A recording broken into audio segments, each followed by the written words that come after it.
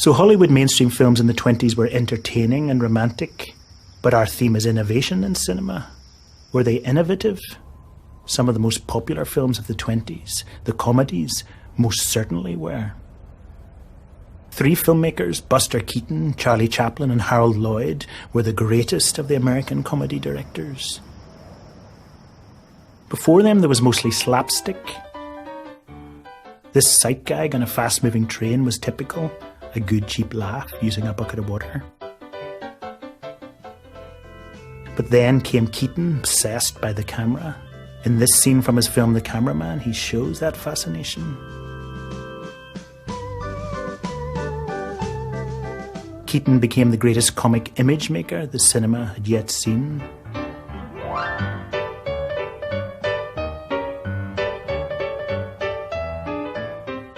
He thought like an architect. In this sequence, in a short film he made in 1920, the house he's built becomes a playpen. It falls around him.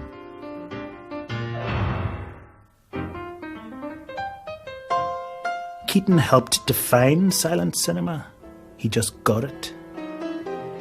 We've already seen that he got that in editing. A cut replaces one space with another. Here he jokes about it, as if, as he's walking down a street, he's suddenly on a cliff top. But as this scene shows, he also got that movies are about looking.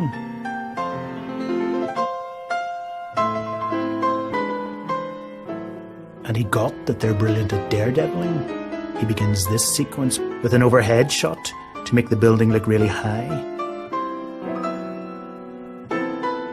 In the story, Buster must jump between the tall buildings. He had a set built above this 3rd Street tunnel in LA, right at the very top of this old archive shot of the tunnel.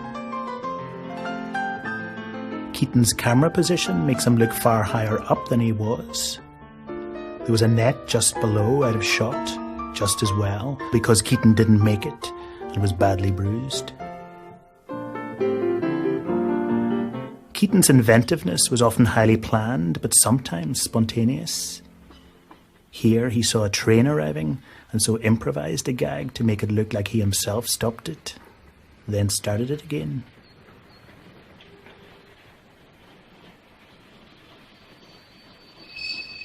One of his greatest movies, The General, was a comedy epic about a train. It's set during the American Civil War.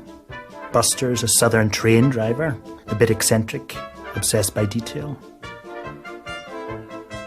In the first half of the film, he travels north to the captive's lair and rescues his sweetheart. Every visual joke and setup in the first half is repeated and amplified in the second, but in reverse order. We get the pattern. We see the next joke coming and we're laughing before it even starts. The climax of the film has been called the most stunning visual event ever arranged for a comedy, perhaps for any kind of film. The northern enemy's advancing, so Keaton sets fire to a bridge. Their train crosses, the bridge gives way. This is no trick shot. The locomotive and the bridge were real. The wreck of the train was visible for years to come.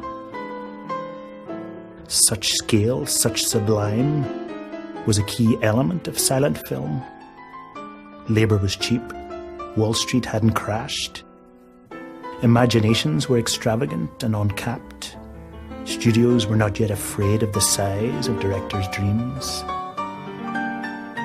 Keaton's dreams outstripped his box office. He was eventually sacked by MGM. He hit the bottle and lived in a trailer in a car park beside his former studio.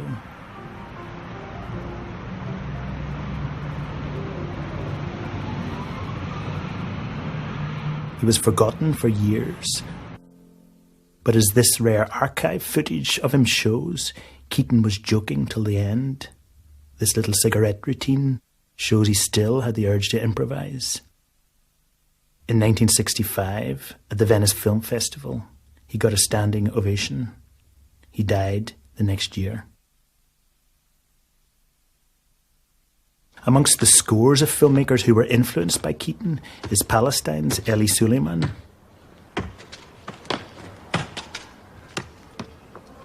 This scene shows that Suleiman, like Keaton, filmed in deadpan. He keeps back from the action and finds grumpiness funny.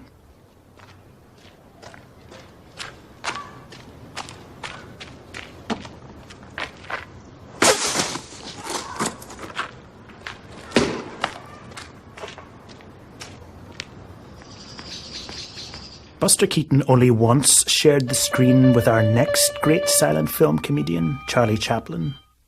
In this scene in Limelight, Chaplin shows that whilst he was less into the camera than Keaton, he was far more into body movement.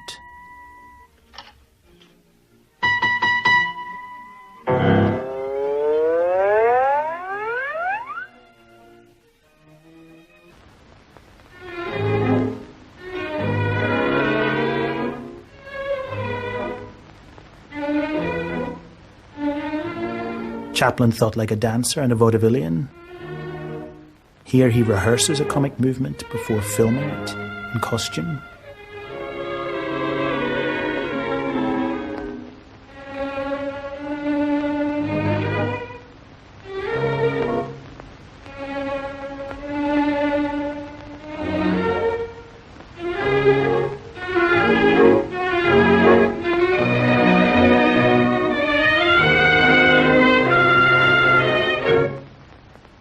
Actor and producer Norman Lloyd knew Chaplin and also Alfred Hitchcock, who was born not far from Chaplin in London. Hitch came from a middle-class family. His father was a poultry dealer, fish and poultry, and Hitch always had an aspiration to be part of that world. Charlie came out of the direst poverty that you can imagine, unbelievable poverty. I mean, stuff like he and his brother, Sidney, who was his half-brother, stealing fruit, rotten fruit. They would know where the wagon was with fruit that was going to be dumped. They'd go and get that fruit, eat that fruit. His mother being put into an asylum and out, in and out. I think his father was a drinker. Charlie had such an upbringing that it's in the movies. And never more so than in his first feature-length picture, The Kid, which recreated the rooms and relationships of Chaplin's childhood, cold mornings, worn-out bedding, life in a London garret with a bath on the wall. Chaplin plays a version of his by now famous character, a penniless tramp who thinks he's a gentleman dilettante, who finds an orphan boy and brings him up. The boy starts to work for his dad. He breaks windows so his dad can fix them. Shot in America, of course, but English-style windows and doors.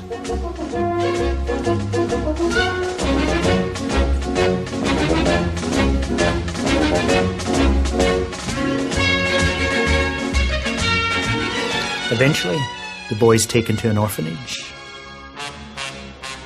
Chaplin coaxed a brilliant performance from Jackie Coogan as he's taken away.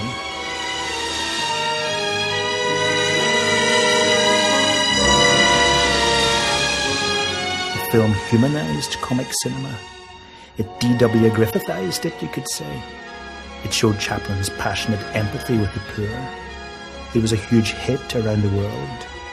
Chaplin was cinema's Charles Dickens.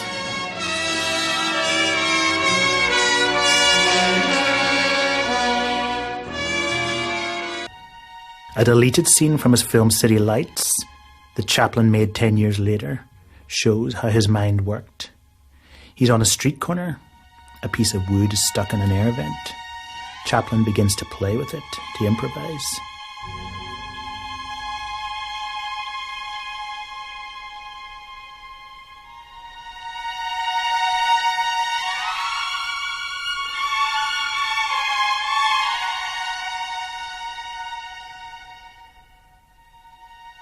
The Soviets thought of him as a Marxist, but Chaplin was almost a Jungian too, a believer in play, inspiration, finding ideas within yourself.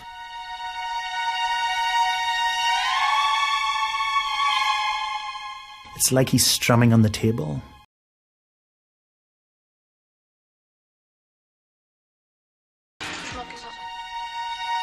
Chaplin's deleted scene is a lovely little poem about daydreaming and street corners.